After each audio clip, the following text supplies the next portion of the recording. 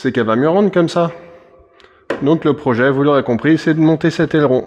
C'est un aileron de R53, donc pas pour la R50 de base, mais la R50, elle aussi, a un aileron qui était d'origine en option. Moi, évidemment, vous l'avez vu, j'en ai pas, mais ça veut quand même dire que tout est prévu dessus pour fixer un aileron à l'arrière de la R50. À l'arrière, il va falloir percer des trous de chaque côté. Faudra pas que je me loupe à l'endroit où je les perce.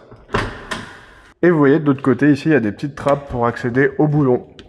Ça, c'est un aileron d'origine, ce qui veut dire que normalement, je devrais pas être emmerdé niveau légalité, même si c'était pour une R53, pas pour une R50, mais fonctionnellement, c'est le même châssis. Et le gros avantage, c'est qu'elle est déjà de la bonne couleur. Elle est blanche, vous voyez, par rapport au toit. Ça rend peut-être un tout petit peu différent à la vidéo à cause de mes lumières, mais dehors, vraiment, ça rendra nickel. Ce qui veut dire que j'ai pas à la peindre. Ceci dit, vu que c'est d'occasion, elle est pas en super état. Vous voyez, il y a des petits endroits ici où la peinture est un peu abîmée. Là, par exemple, il manque un peu de peinture, là aussi.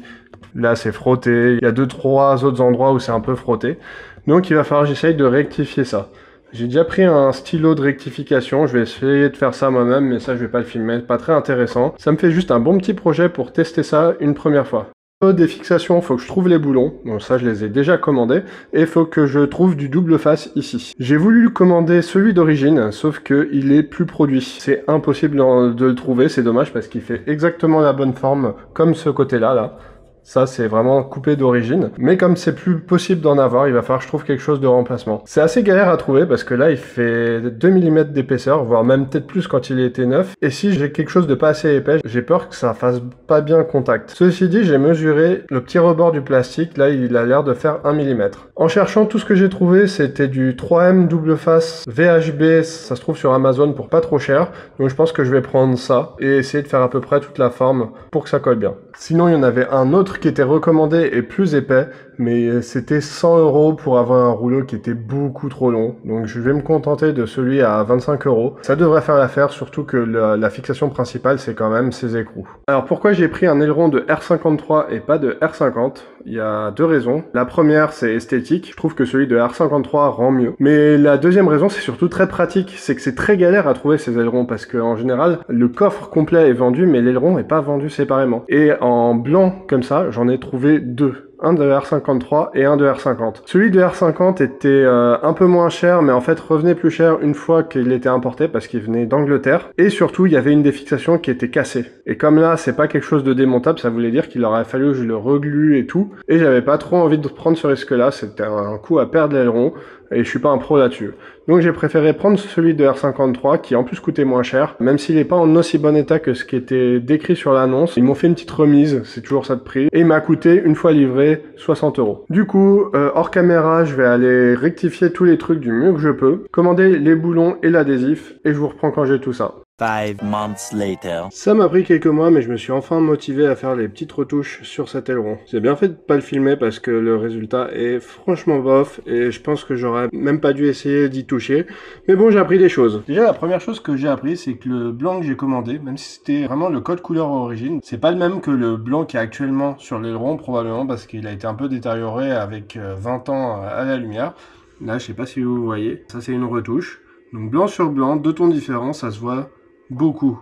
Pourtant j'ai essayé vraiment de faire ça proprement, c'est tout lisse, mais il n'empêche que ça se voit quand même quand on est de proche. Après à 1 mètre de distance ça se voit pas trop, donc peut-être que c'est quand même mieux. Je sais pas, mais ça sera comme ça. Il y a quelques autres endroits comme ici, ou encore ici. Voilà, faut quand même chercher pour le voir, c'est vrai que de loin ça se voit pas trop. Le deuxième truc que j'ai appris, c'est que étaler du vernis au pinceau, c'était vraiment pas une bonne idée. Là c'est à l'arrière, donc ça se voit pas trop, hein. C'est le premier endroit que j'ai testé ici. Mais là, quand on décale un petit peu, je sais pas si ça va se voir à la caméra, mais on voit que j'ai mis du vernis vraiment au pinceau, ça fait pas très propre. Même en ayant poncé et ces lisses là, ça fait pas très propre. Du coup, de l'autre côté, j'ai pas fait ça. Je me suis dit que utiliser une bombe de vernis, ça serait plus propre.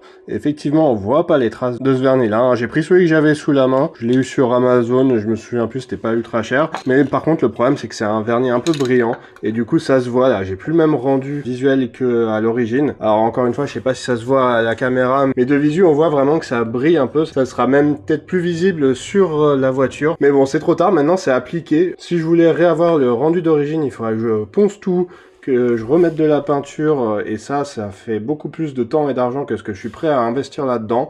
Donc on va dire que c'est fait exprès et que ça lui donne un petit effet. Hein. Il reste plus qu'à le monter sur la voiture. Bah pas la bonne voiture, ça va encore mettre quelques mois.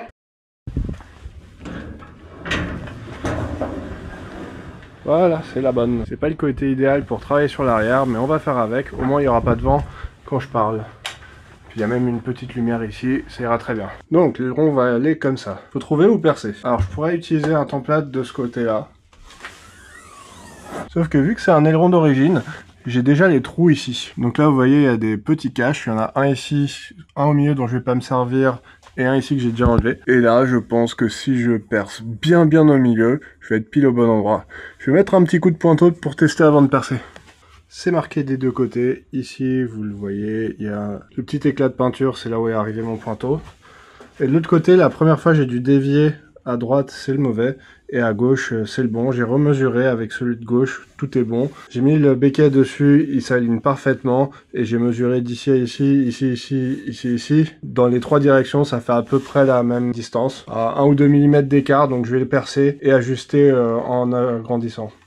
Voilà, l'étape la plus stressante est faite, j'ai fait les deux trous et je viens de tester, ça rentre nickel. Voilà, j'ai fait à 4. Là, si on met le côté au fond, là, on voit que ça s'aligne nickel. Je l'ai percé avec ma plus petite mèche. Je voulais faire 3, mais j'avais que 4. Donc c'est à 4, et pour que ça rentre, il faut que ce soit à 6. Donc j'ai plus qu'à agrandir le trou. Je filme pas le perçage parce que c'est déjà assez stressant de percer la tôle d'origine, hein, parce que si je me trompe, c'est foutu. Donc je voulais pas me rajouter le stress de filmer tout ça en même temps. Je suis passé à 5. Voilà, donc là je suis bien aligné, c'est parfait. Et 5 ça suffit pas, faut que je passe à 6. Et comme je perce de l'intérieur, ici il y a un petit rebord, faudra que je vois comment nettoyer ça après. Peut-être un petit coup de lime ou je sais pas quoi. Mais c'est pas ultra grave vu que de toute façon ça sera très couvert par l'aileron. Et voilà le premier résultat. C'est nickel, on dirait que c'est d'origine. Là j'ai juste mis les deux boulons des deux côtés, je les ai serrés au minimum. Petite preuve que je mens pas. Donc c'est vraiment juste serré au minimum, mais même comme ça c'est ultra solide. Honnêtement, je peux, voilà, elle bouge un peu là parce que j'ai pas serré, mais ça tient super bien. Je vais quand même devoir l'enlever et aller mettre le scotch. Je vous montre ça tout de suite.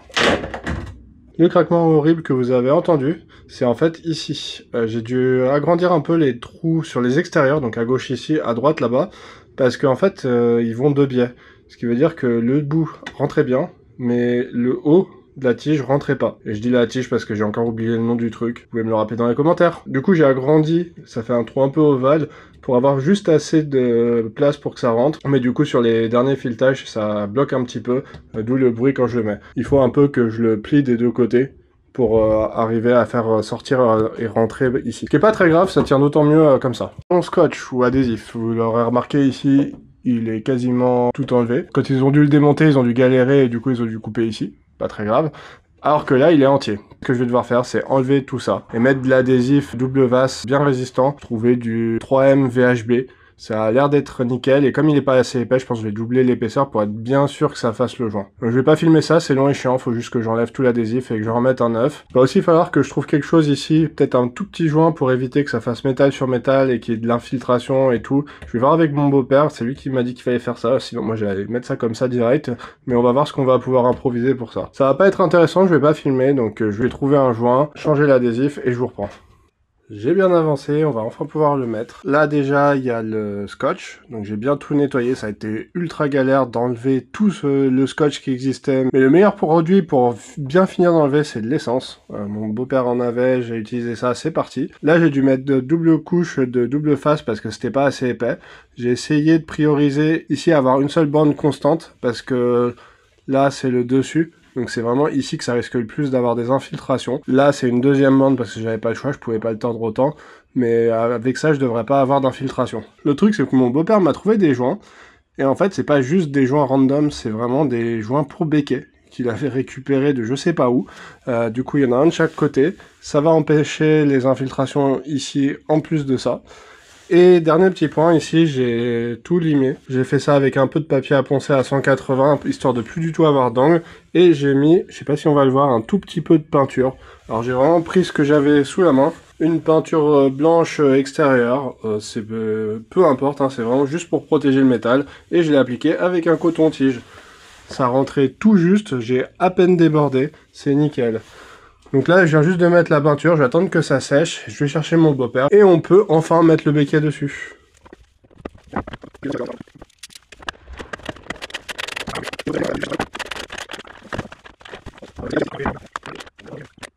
C'est bien serré, on remet ça. Ça y est, c'est monté. Ça fait un bien meilleur rendu visuel sur l'arrière. Franchement, j'aime bien. Je regrette pas d'y avoir passé quelques heures et 60 € pour acheter l'aileron. Plus quelques euros pour le scotch et les boulons, mais je suis très largement en dessous des 100 €. Donc vraiment pas très cher pour ajouter ce béquet. Le plus long dans l'histoire, ça n'a pas été de le monter, hein, vous avez vu, c'est très rapide à monter. Ça a été tous les préparatifs avant. Entre la peinture pour rattraper les petits éclats par-ci par-là, enlever tout le scotch, percer et remettre du nouveau scotch, tout ça, ça a pris vraiment pas mal de temps. J'ai pas tout filmé parce que c'était long et inintéressant, mais c'est ça qui prend du temps. Le fixer, ça prend vraiment 2 minutes. Surtout que là, c'est les attaches d'origine, donc il n'y a vraiment pas à se prendre la tête. Après, pour la petite anecdote, ce béquet, je l'ai reçu il y a 7 mois. Ça fait 7 mois que ça traîne dans mon garage, le carton qui se balade par-ci, par-là. Il m'a fallu beaucoup de temps pour me résoudre à faire la peinture, parce que j'avais trop peur de l'abîmer. Au final, bon, ça reste une pièce d'occasion, donc même si c'est pas parfait, c'est pas grave. Franchement, quand on regarde pas de trop près, il est nickel. Dès qu'on va un peu de près, là, il y a des petits trucs, mais ça y était déjà quand je l'ai eu, et c'est pas grave. Franchement, la carrosserie a plein de défauts par-ci, par-là. On peut en voir une d'ailleurs ici, tous les éclats, il y a des éclats un peu partout sur la voiture, donc c'est dans le style global, ça choque pas. Et c'est pas la seule pièce que j'ai en attente d'ailleurs. Si on regarde là, dans le coffre, il y a 2 petits cartons. Ça, c'est des pièces pour la voiture. Donc, je vous en reparlerai en temps et en heure, mais sur ce, bonne journée, à la prochaine.